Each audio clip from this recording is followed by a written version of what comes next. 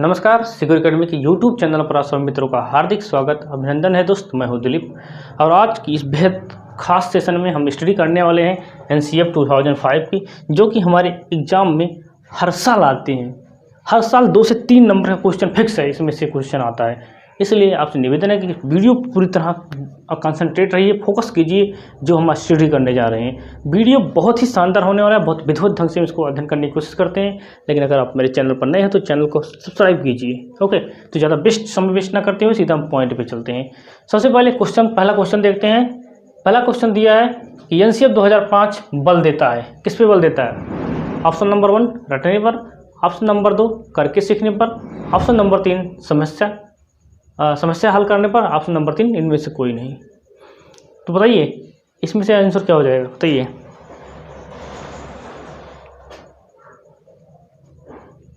क्या उत्तर क्या हो जाएगा? करके सीखने पर। ओके, तो इसका जो राइट आंसर हो जाएगा ऑप्शन नंबर ए, इसका राइट आंसर ऑप्शन है। किस पे बल देता है एनसीएफ 2005?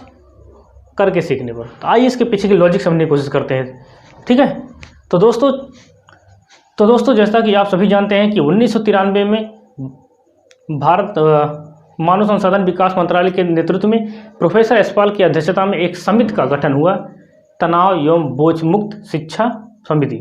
और इस समिति की जो सिफारिशें थी उसको धीरे धीरे अमली जामा पहनाया गया और 2005 में हमें एक डॉक्यूमेंट मिला जिसे हम एनसीएफ कहते हैं। और एनसीएफ यही कहता है कि भारी भारी वस्तुओं का बोझ कब कंधों से चढ़कर उसके दिमाग पे चढ़ जाता है, कि भारी भारी वस्तुओं का बोझ कब एक बच्चे के कंधों से चढ़कर उसके दिमाग पर चढ़ जाता है यह पता ही नहीं चलता है। और कब एक बच्चे का बचपन छीन लेता है ये हमें पता ही नहीं चलता है।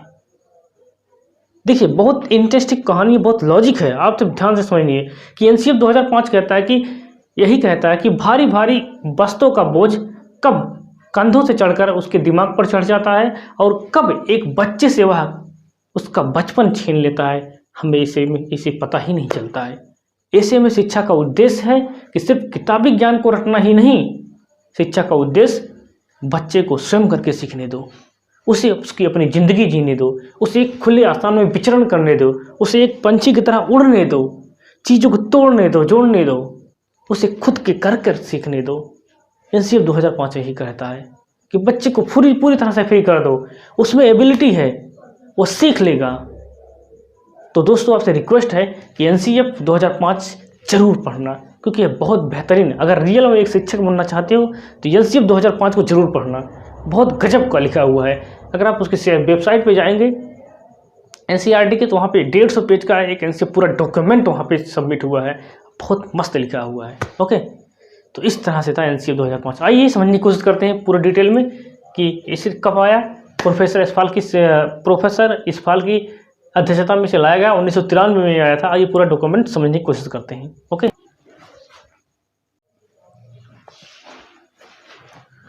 ओके, तो आइए समझने की कोशिश करते हैं। सबसे पहले इसको देखने की समझने की कोशिश करते हैं कि एनसीएफ 2005 कब प्रोफेसर यशपाल के दिमाग में कैसे आया और क्यों ये इतना महत्वपूर्ण है। प्रोफेसर यशपाल निबंध पढ़ रहे थे, किसका? रविंद्रनाथ टैगोर का। और जब उन्होंने निबंध पढ़ रहे थे तो उनका एक निबंध था जिसे हम क्या कहते हैं, सभ्यता और प्रगति। कौन सा निबंध था? सभ्यता और प्रगति। ये निबंध पढ़ रहे थे, उसमें उन्होंने देखा कि सृजनात्मकता और उदार आनंद बचपन की कुंजी है, इसे ना समझ वयस्क संसार द्वारा खतरा है। और जब इस निबंध को पढ़ रहे थे इस प्रोफेसर यशपाल, तो इनसे बहुत ज़्यादा प्रभावित हुए वो, और इसको देखकर उन्हें लगा कि रियल में कुछ ऐसी चीज़ें लिखी गई हैं जिनको हमारे एजुकेशन पॉलिसी में, शिक्षा नीति में अपनाई जानी चाहिए, जिससे बहुत बड़ा परिवर्तन आ सकता है इसमें। और सच में जैसे ही इसको लागू किया गया, एक बहुत बड़ा क्रांतिकारी परिवर्तन हमें देखने को मिला हमारी एजुकेशन पॉलिसी में, हमारी शिक्षा नीति में। तो बात करते हैं कि राष्ट्रीय पाठ्यचर्चा की रूपरेखा 2005 की उत्पत्ति रविंद्रनाथ टैगोर के सभ्यता और प्रगति नामक निबंध से हुआ है, जिससे कहते हैं उसमें कवि क्या कहते हैं कि सृजनात्मकता यानी कि क्रिएटिविटी जो हम निर्माण करते हैं अपने दिमाग से कोई वस्तु या किसी विषय वस्तु को, सृजनात्मकता और उदार आनंद बचपन की कुंजी है, इसे ना समझ वयस्क संसार द्वारा खतरा है। यानी कि जब हमारा बचपन होता है बहुत ही आनंदमय होता है, बहुत आनंददायक होता है। उस समय जब हम चप्पल की गाड़ियों को काट कर टायर बनाते थे, ठीक, क्या क्या रचनाएं करते थे, हम गोलियां खेलते थे, गिल्ली डंडा खेलते थे, एकदम फ्री माइंड में थे, कोई तनाव नहीं था, कोई टेंशन नहीं था, कोई चिंता नहीं था, कुछ नहीं था। लेकिन जैसे ही इस बचपन के बीच मार्केट आ गया, तब से हमारा बचपन ही छीन लिया इसने, हमारी सारी दूरियां ही मिटा के रख दी, दूरियां बना दी लोग हमारे बीच में। यानी कि अभी एक बच्चा मार्केट से जब कोई एक सामान खरीद के लाता है, कोई खिलौना खरीद के लाता है, तो अपने खिलौने पर वह इतराने लगता है कि मेरे पास बहुत मूल्यवान वस्तु है, और वह दूसरे बच्चे को ना देने की इच्छा से दूसरे बच्चे के साथ खेलने नहीं जाता है, एक दूसरे से दूरियां बनाने की कोशिश करता है। इस तरह से जब बचपन और बच्चे के बीच में मार्केट आ गया, तो सारी नज़दीकियों को मिटा के रख दिया इन्होंने। तो क्या रविन्द्रनाथ टैगोर कहते हैं, बच्चे को अपनी ज़िंदगी जी लेने दो, उसे खुद से जीने दो, बच्चे को करके सीखने दो, जो इच्छा सब कुछ करने दो, बच्चा उन्हीं से सीखेगा।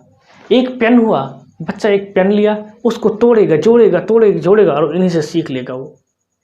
जीन पियाजे भी कहते हैं कि childrens are the little scientist, बच्चे नन्हे वैज्ञानिक होते हैं, उन्हें खुद से करने दो, उनके पास ज्ञान होता है, उन्हें करके सीखने दो।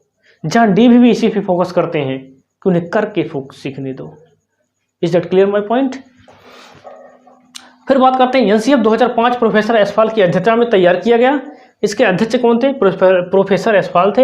एनसीएफ 2005 का आधार लर्निंग विदाउट बर्डन, इसको एनसीएफ का सूत्र भी कहते हैं। देखो क्वेश्चन बहुत भी बार भी आए, यहाँ पे क्वेश्चन यहीं से क्वेश्चन 2-3 बार उठा हुआ है सीटेट में, ध्यान रखना, यहीं से क्वेश्चन इस तरह से पूछेगा कि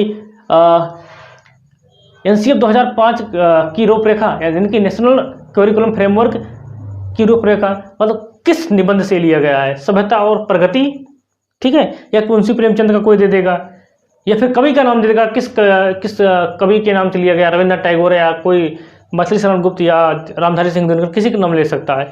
तो इतना बहुत ही महत्वपूर्ण की पॉइंट हम आपको बता रहे हैं कि इसको जो लिया गया है रविन्द्रनाथ टैगोर की कविता सभ्यता और प्रकृति से लिया गया है। अगर पूछा जाए कि इसके एनसीएफ 2005 के प्रोफेसर कौन थे, अध्यक्षता किसकी अध्यक्षता में तैयार किया गया, तो कौन हो जाएगा? प्रोफेसर एसफाल हो जाएंगे। अगर पूछा गया कि एनसीएफ 2005 का सूत्र क्या है, तो सूत्र क्या है? लर्निंग विदाउट बर्डन, यानी कि शिक्षा बिना बोझ की। कब लाया गया? 1993 लाया गया। अब एनसीएफ 2005 कितनी भाषाओं में अनुवाद किया गया है? यह संविधान के 22 भाषाओं में क्या किया गया? अनुवाद किया गया है। यानी संविधान के 8वीं अनुसूची की सभी भाषाओं में, आई मीन टू से सभी भाषाओं मतलब 22 भाषाओं में इसका अनुवाद किया गया है। ओके, इसका प्रमुख लक्ष्य क्या है? आत्मज्ञान को प्राप्त करना है। Is it clear my point? चलो अब एक और सबसे मुख्य फोकस पे चलने की कोशिश करते हैं, सबसे मुख्य बिंदु पर आगे बढ़ने की कोशिश करते हैं हम। एनसीएफ बहुत इंपॉर्टेंट है, अब फिर भी कह दे रहा हूँ आपसे कि एनसीएफ बहुत इंपॉर्टेंट है और हर बार क्वेश्चन में आता है, तो इस बार भी क्वेश्चन इसका आएगा। तो we are going to study NCF 2005, the principle of NCF 2005 national curriculum framework. It is very important topic for you for your upcoming exam. Okay, तो बात करते हैं इसके सिद्धांतों की, बात करते हैं किसके? एनसीएफ 2005। एनसीएफ 2005 के सिद्धांत, इसके सिद्धांत क्या है, इसको समझने की कोशिश करते हैं हम जरा। इसके कुल मिलाकर मुख्य रूप से इसके कुल 5 सिद्धांत हैं और इस 5 सिद्धांतों में पूरी जिंदगी इसकी छिपी हुई है। ठीक है, तो आइए समझने की कोशिश करते हैं हम इसे। पहला क्या है? विद्यालय ज्ञान को बाहर के ज्ञान से जोड़ना। पॉइंट नंबर 1 गिवन हेयर, विद्यालय ज्ञान को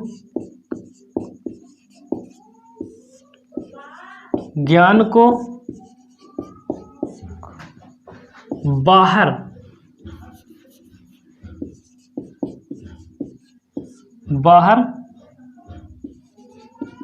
ज्ञान से जोड़ना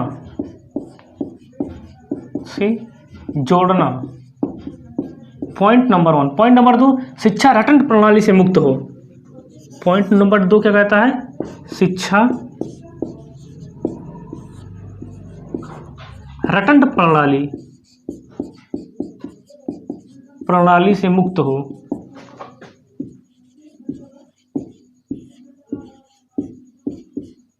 ओके। और पॉइंट नंबर 3 क्या कहता है कि पाठ्यचर्या पाठ्य पुस्तक केंद्रित ना हो। पाठ्यचर्या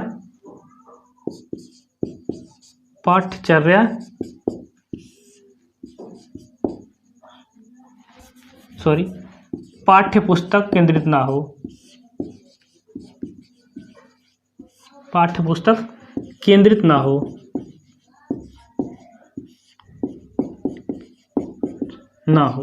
पॉइंट नंबर 4 कहता है कि विद्यार्थियों को लचीला होना चाहिए, यानी कि विद्यालय में दी जाने वाली शिक्षा को विभिन्न प्रकार की गतिविधियों से जोड़ा जाए।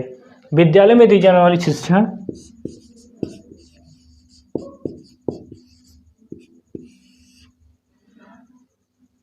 विद्यालय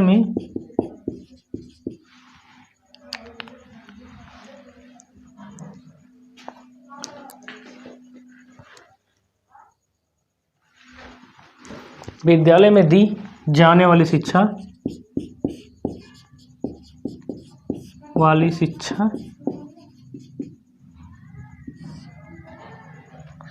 को विभिन्न प्रकार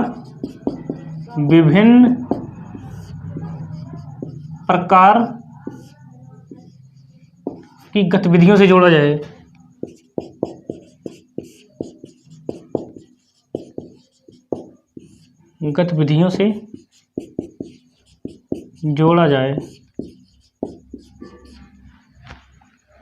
लास्ट पॉइंट के इसके 5वां सिद्धांत, आखिरी सिद्धांत क्या है कि राष्ट्रीय मूल्यों के प्रति आस्था की भावना पैदा की जाए।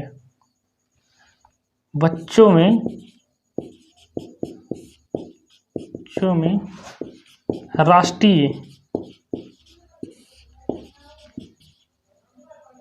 राष्ट्रीय मूल्यों के प्रति आस्था पैदा करना।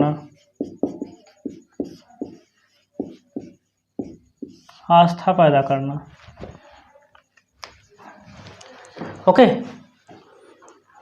तो ठीक है।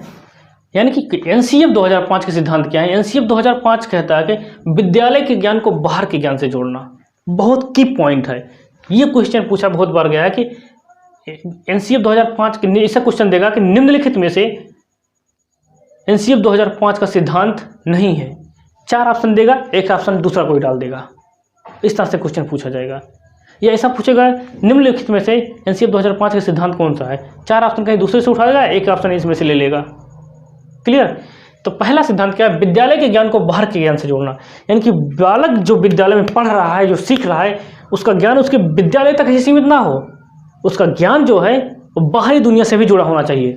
मेरा कहने का मतलब है, अगर विद्यालय में बालक को पढ़ा रहे हो, पेड़ पौधे पढ़ा रहे हो, आप पेड़ पौधे पढ़ा रहे हो, तो पेड़ पौधे को पढ़ाने के बाद आप उसको उसके बाहर के जीवन से जोड़ो। उसे बाहर ले जाकर दिखाओ कि देखो ये बेटा नीम का पेड़ है, ये बबूल का पेड़ है, ये बरगद का पेड़ है, ये पीपल का पेड़ है। उसे दिखाओ। इस तरह से उसका जो ज्ञान उसके विद्यालय ज्ञान तक सीमित नहीं रहेगा। उसका जो ज्ञान होगा उसके बाहरी दुनिया से भी जुड़ जाएगा। चीज़ों को समझने का कॉन्सेप्ट डेवलप हो जाएगा उसमें। ओके।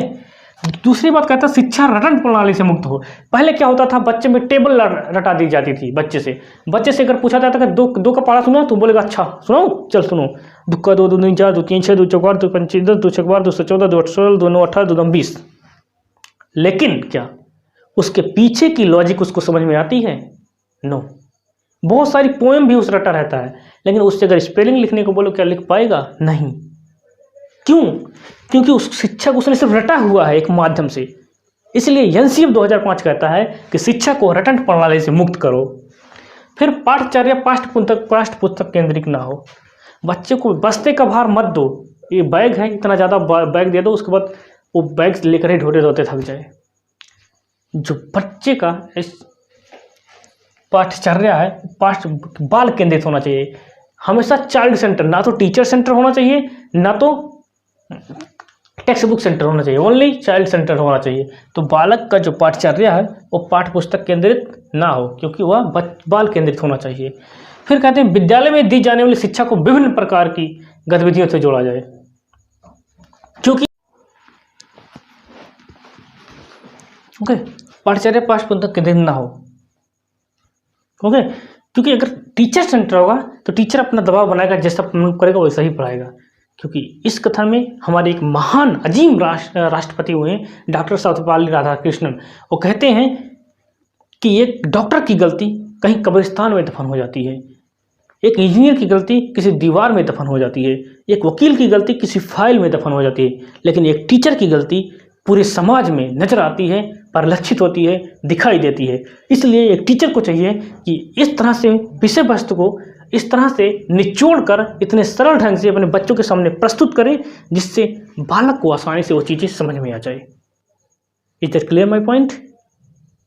क्योंकि एक टीचर होता है, सिंगल टीचर एक क्लास पर होता है, 40 बच्चों की क्लास में सिर्फ एक टीचर होता है, और वो 40 बच्चे अलग अलग धर्म, अलग अलग समाज, अलग अलग संस्कृति से आते हैं, इसलिए उनमें बहुत विविधताएं पाई जाती हैं, और विविधताएं जब पाई जाती हैं इसलिए उनके सीखने की क्षमता में भी भिन्नता पाई जाती है। इसलिए टीचर को प्रत्येक बच्चे को माइंड पढ़कर उसके सामने कठिन से कठिन विषय वस्तु को इतना सरल बनाकर परोसे जिससे प्रत्येक व्यक्ति को, प्रत्येक बच्चों को अपनी भिन्नताओं के अनुसार उनको समझ में आ जाए। ओके, फिर आगे बढ़ने की कोशिश करते हैं कि विद्यालय में दी जाने वाली शिक्षा को विभिन्न प्रकार की गतिविधियों से जोड़ा जाए। जो बालक विद्यालय में सीख रहा है, हमने कहा उसे बाहर के जीवन से भी जोड़ो, वो विभिन्न प्रकार की गतिविधियों में जोड़ो। कहीं खेल खेलने के लिए दे दो, या उससे अंताक्षरी करा दो, या उसके और भी कोई कार्य करा दो जिससे समझ में आ जाए बढ़िया से।